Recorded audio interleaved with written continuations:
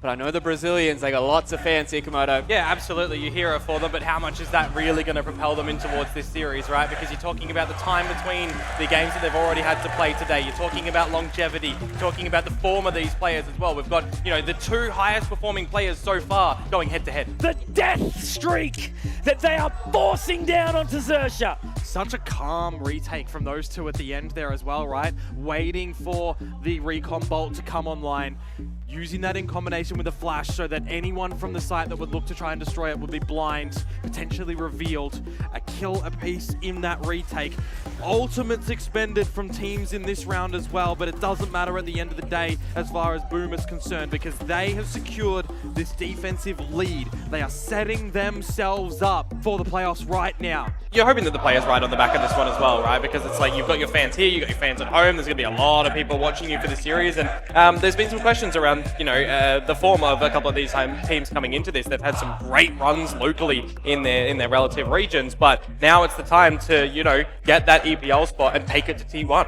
A breath of fresh air could have taken him down. Trades after trades from both sides at a round like this, but the gamble on the Shrouded Step, when he sees that he's looking to run into the site as well, the ponytail can't swing back. That's it. Breach taken down, tied up 2-on-2. And Toroneko himself, here at the back of sight, is actually going to move under towards Hell. Because when the dark cover actually looks to fade, you have to know if there is going to be a Sage Wall at the back. We see Nows love to use that Sage Wall all the way at the back to get a bit of a bird's eye view in towards the site to help when the dash goes in from Jar, to also help assist Puppy Chulo's flash, the Paranoia. But unfortunately, it was read way too well from Scars with Moja falling in mid. Here goes the Cloudburst, the Paranoia that we just saw go into the site. And unfortunately for poor old Jar, Alan's underhanded flash drive is going to completely blind him there. And that is just two players, essentially, with a bit of assistance late from Crystal in towards the site,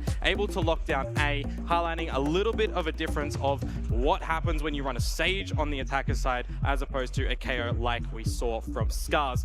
And in this situation as well, what can you say as a leader of established players from Tier 1, of a player who's not been able to make it just yet, but the closest you've been so far in this scenario?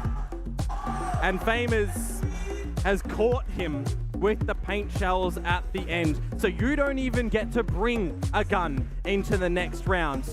You are on your knees in this scenario. You are broke. You are begging for an eco to come your way, to keep Boom away from grand final qualification point.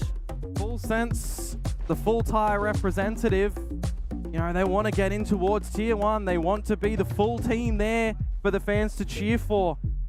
They don't want to see a fourth Korean team go over into Pacific.